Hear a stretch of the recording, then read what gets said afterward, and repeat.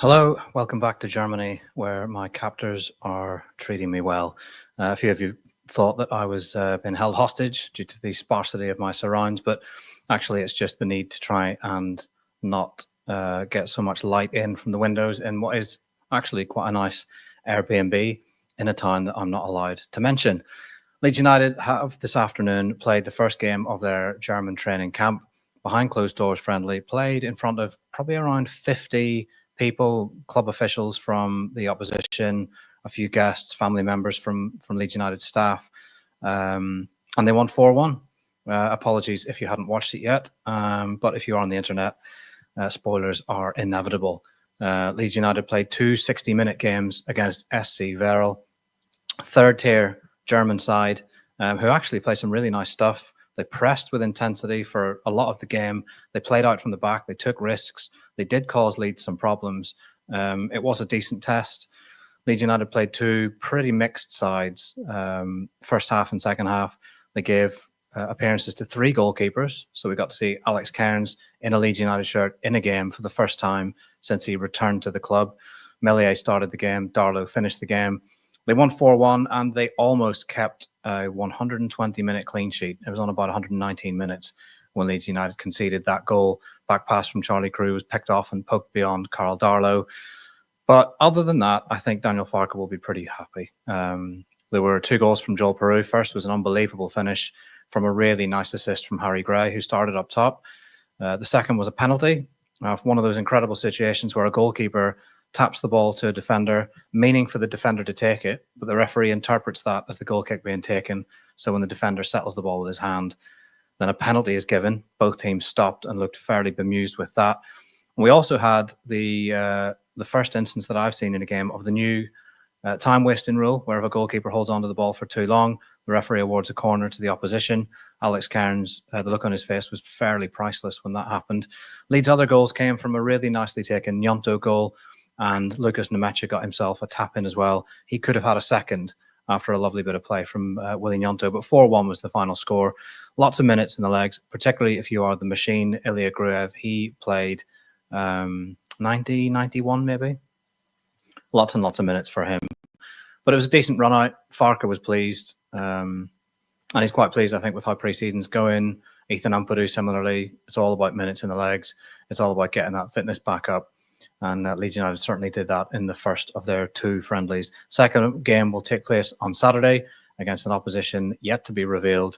It'll work a little bit like it worked today. We'll have an embargo, and after probably an hour after full time, we'll be able to bring you the player ratings, the match report, and then, of course, what we hear from Farke and any of his players.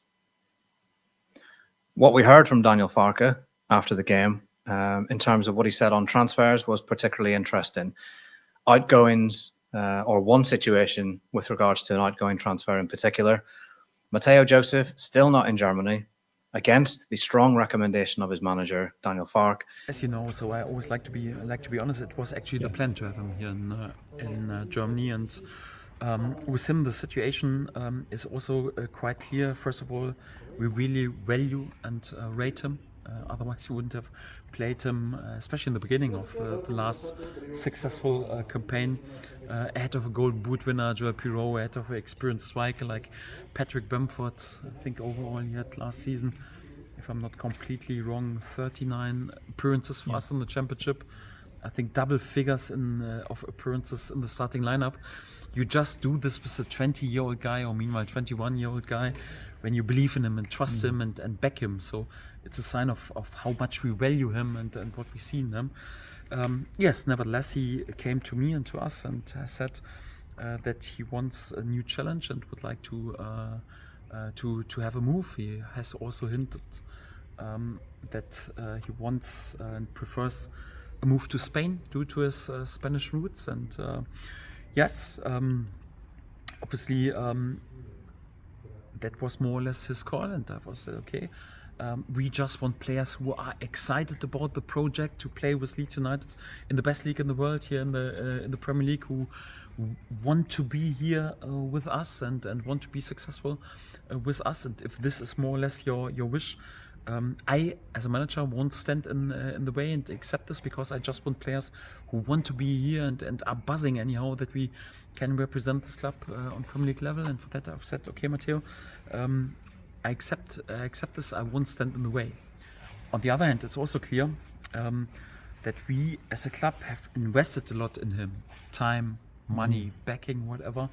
And he is on a long-term contract, and we value him. One thing is also for sure that we will just make a move possible once there is a club who meets the expectations of the club. But this is not a topic for me. This is a topic for our board and our key people to decide, okay, what is the right value, because I don't pay the players, I don't buy the players, I don't have enough money.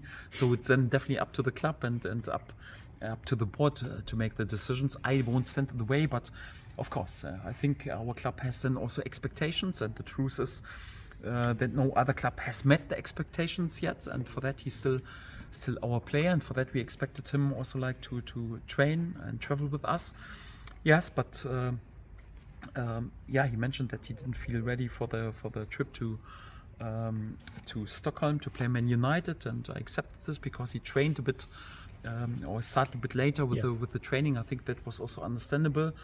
But then the day after, we expected him to be with us here more or less in Germany. He said also like he doesn't feel ready due to the situation to travel and to train and to play the friendlies here in Germany. And this is not a situation I like. I've also spoke open and honest about him with him about the situation, and have strongly recommended to say no till a situation is sorted, and I would strongly recommend to do the job and to be professional, but he said okay, he's not in the mental state in order to do this, and what should I do? I can't call the police or the Frontier police to drag me on the training pitch. It was his decision, and for that he trains at the moment in England individually, and will then also train with the under 21 at home at Thorpe Arch, and we are here without him. Mateo Joseph doesn't feel mentally up to joining in with the training camp because he has told Farke that he wants to leave Leeds United. He's told Daniel Farke he wants to move to Spain. The Spain under-21 striker played in the European Championships for his country this summer. Didn't feel ready to play against Manchester United, but the situation has obviously developed because the plan for Leeds United was to have him come out to Germany and be part of the training camp here. And Joseph didn't want to. Farke is not best pleased with that. Farke says he won't stand in the player's way if he doesn't want to be here at Leeds and doesn't want to be excited about playing in the Premier League. But there is a big but, and that is Leeds United's valuation of Joseph not being met by anyone who's shown an interest so far. So he's going nowhere for the time being. The club have been pretty consistent on not wanting to sell. But I can definitely see a situation where either someone finally stumps up the requisite money, they maybe add a sell on and Leeds are happy with that, or Joseph maybe has to settle for a loan. Now, Leeds United could still get Joseph off the books in the PSR accounting period if they sold him before 30th of June. I mean, that could come after the season. You know, they wouldn't have to sell him before the season. The benefit of that would be that if Joseph goes somewhere else and scores a few goals, his value is going to go up. So instead of selling now for X millions, you let him go on loan to Betis or whoever. He scores 5 to 10 goals in a top league, and suddenly you're looking at a much more expensive player to buy next summer. And Leeds United would certainly benefit from that from PSR perspective. But that's where we are with Mateo Joseph. It's a fairly unique situation in terms of him not joining the training camp. But Leeds have been here before with players who didn't want to play. We had the Willy Gnonto situation a couple of years ago. We had the players all going out on loan because they didn't want to be at Leeds. Whether there's a way back now for Joseph is difficult to see.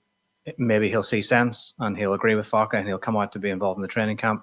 But as it stands, he's training at Thorpe Arch individually and will then join in with the under-21s. The other situation that we need to talk about is Anton Stach. The giant midfielder has arrived officially. He has, of course, been with Leeds for a little while now, having flown to this part of the world and then had his medical, finalised the paperwork. Leeds flew out their secretary, Hannah Cox, to make sure the paperwork got done out here. So he didn't have to go Germany, England, Germany. He stayed in Germany the whole time, internal flight, then a medical, then did all his media, stood next to a sign, looked suitably giant, and then they announced the deal. He wasn't, however, available for the game against SC Verl because his FIFA clearance, his international clearance, hadn't come through yet. Bit of an unfortunate situation because I think Farke might well have used him, but as it was, he sat in the stands with Sebastian Bornau, who's picked up a quad injury and will be missing for a couple of weeks. He picked that up in the very first training session out here in Germany. Brendan Aronson also flew in on Tuesday morning, so he wasn't involved in the friendly. And they all sat in the stands along with Isaac Schmidt, who has a slight calf problem that he's working through with a rehabilitation coach. So Leeds United have a few little situations there to deal with, but I think it's safe to say that Stach should have his clearance in time for Saturday's game, and that'll be the first we get to see of him. Daniel Farke likes him a lot. He feels like everyone involved at Leeds had a really good feeling that he's a top character, that he's obviously a disruptor, wins the ball a lot. He believes he can deal with the ball handily. Good in both boxes, obviously, standing at 6'4". And Farke touched on that kind of tactic of bringing in big lads this summer. He says it's no coincidence that they're all big fellas. But Stach in particular, he feels, has a goal in mind of playing at the World Cup for Germany, and he thinks that playing in the Premier League week in and week out will help him to do that. But he's really pleased to get him in. And beyond that, Farke wants to strengthen all the other areas of the pitch. He says that central midfield is sorted, central defence is sorted, but they want a goalkeeper, they want a 9, they want a left winger, they want additions as well as that will strengthen.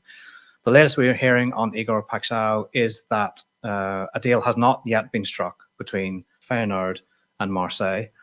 Despite all the noises that came out of France about them being close to agreeing a deal, we spoke to someone in Holland this morning who said that as far as they were aware, a deal had still not been struck and was still not imminent. So Leeds United still evidently believe that there is a player to chase there and will continue to chase until there isn't one to chase. But it is interesting that Marseille have not got a deal over the line yet. Of course, by the time this video comes out, things may have changed again and Leeds may not have a target there and may need to go to their list. But we have been told by club sources that there are other players on the list that are at the same level as this player.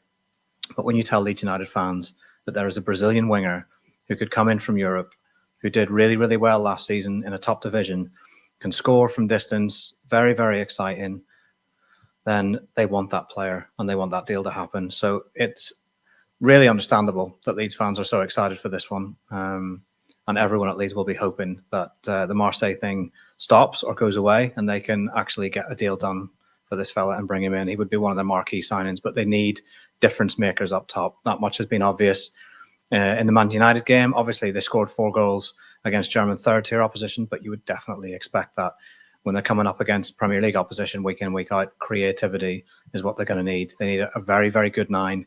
They need a very good left winger. I would also say they need a 10. Maybe that's a loan deal that they'll do towards the end of the window.